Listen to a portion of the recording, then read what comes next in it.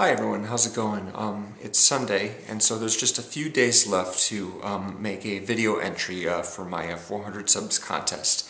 The link for that is below. So far, only one person has entered, which means that he owns all the prizes as of now, if no one else enters. So, obviously, since there's so few participants at this point, if you enter, the chances of you winning something are a lot more likely than if, 100 people have entered. So you'll want to get on that. The prize, by the way, is a Winner's Choice DVD, and it's not going to be a matter of rating or judging or anything like that. Your entry, all you have to do is participate to my specifications, and you get your name in the random drawing. So I hope you'll do that. You can post your video as a response to mine, and up until the end of the day on Thursday, because bright and early Friday morning, the 23rd, I'll be checking to see who's entered, and then make my drawing video. So I hope you'll do that. Winner's Choice DVDs are, of course, if you are named one of the winners, you get to name the movie that you receive as your prize on DVD. So that leaves things quite open for something that you will like, if that be the case. So I wanted to tell you that. I also wanted to tell you that the Collab channel I'm on, the Movie Reviewers 100, was clocked over the head by a hacker and is now in a coma, possibly never to awaken. The password on the channel has been changed. A few videos have been deleted, but the most problematic aspect is the password on the channel has been changed, which means we can't access anymore. And the source email account for the channel has also vanished. Apparently it's been completely deleted, which means that we now no longer have any access to the channel at all. We are locked out. Some of us who participate in the channel might start a new one, but as of right now, it is pretty much in a coma. You can watch any of the videos, but there won't be any new ones. It's possible maybe someone can find a way in, but I don't think that'll be the case. Looks like it's pretty much dead to the world at this point.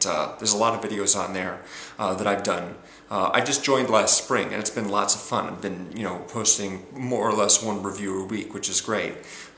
So I might try and mirror some of those videos onto my personal channel, because I'd like them to live on. It looks like that's not going to happen anymore, that particular channel. But of course, if we do start a new channel, if I'm on a new channel, I'll update you here on my channel as well. Recently I saw Mission Impossible Ghost Protocol at the IMAX Theater and Navy Pier in Chicago. That's a 6-foot-tall screen, so it looked pretty great. There are a few IMAX sequences. Like the movie, it was very entertaining.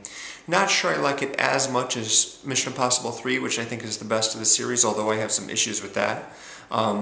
Overall, it's a strong series with the exception of 2. I really despise Mission Impossible 2. I think it's terrible.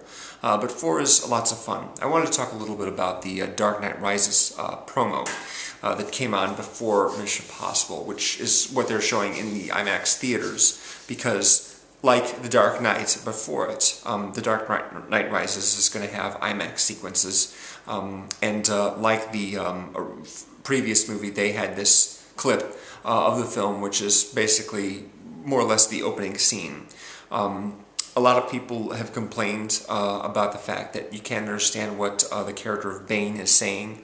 Bane is one of the principal villains in the film, if not the principal villain. But I've looked at a couple of videos. In fact, filmmaker 16 made a video recently that I just watched that has a pretty comprehensive breakdown of what happens in the scene and who's saying what. I didn't like this scene very much. I found it kind of confusing. I didn't understand who the characters were exactly and what they wanted. And of course, not being able to understand what Bane is saying makes things even more problematic. There's a blood transfusion that is performed on an airplane that's about to crash. I'm not really sure why they were doing that. I have a theory about it, but again, it's just a theory. I like the prologue for The Dark Knight, the bank robbery scene, a lot better, because it's a self-contained little short film that of course leads into the thing, but there's a lot of unanswered questions at the end of The Dark Knight Rises, so I just found it kind of frustrating. Good stunt work in the movie, and nice photography, of course. But yeah, I didn't find it nearly as satisfying as the prologue from the previous movie, which ends, kind of perfectly with, the Joker pulling off of his mask and going, "I believe whatever doesn't kill you makes you stranger." That's a good line right there. Nice setup, really exciting, and good music as well. Like the previous scene, this one takes place in broad daylight. Batman is not involved in any way. And the villain is someone who is sneaked into the scene with a hood over his head, or in the case of the Dark Knight, a mask, only to be revealed as to who he is at a certain point in the scene. So there's a lot of similarities to the opening scene in The Dark Knight. But it's not as good, so, I was sort of dissatisfied by that. Of course, I'm still going to see the film, and, I'm excited to see it because of Nolan, but I don't know if I'll be seeing the IMAX theaters. Like with The Dark Knight, I found the changes between the aspect ratio and The Dark Knight pretty distracting, and they may end up shooting more sequences in the new film to sort of smooth that over a little bit, more whole scenes in IMAX rather than just isolated exterior shots or helicopter shots with only a few full sequences in IMAX. But, obviously I don't have any more information than anyone else at this point as to how much is going to be in IMAX. But I'll probably just see it in the regular theater so I won't have the distracting aspect ratio change, so I can just sort of focus on the story and everything like that. So that's my opinion, I've recently seen Hugo by Martin Scorsese, which I wasn't crazy about, but next week, of course, on Wednesday, Girl with the Dragon Tattoo is opening, and since I have Wednesday off, I shall be seeing it that day, and I'll be posting a special review video on that on Thursday. And then, of course, on Friday, I'll be checking up on the contest entries. So post those videos, make those videos and post them so you can win a DVD. Thanks for watching, guys. I'll talk to you again real soon. Bye.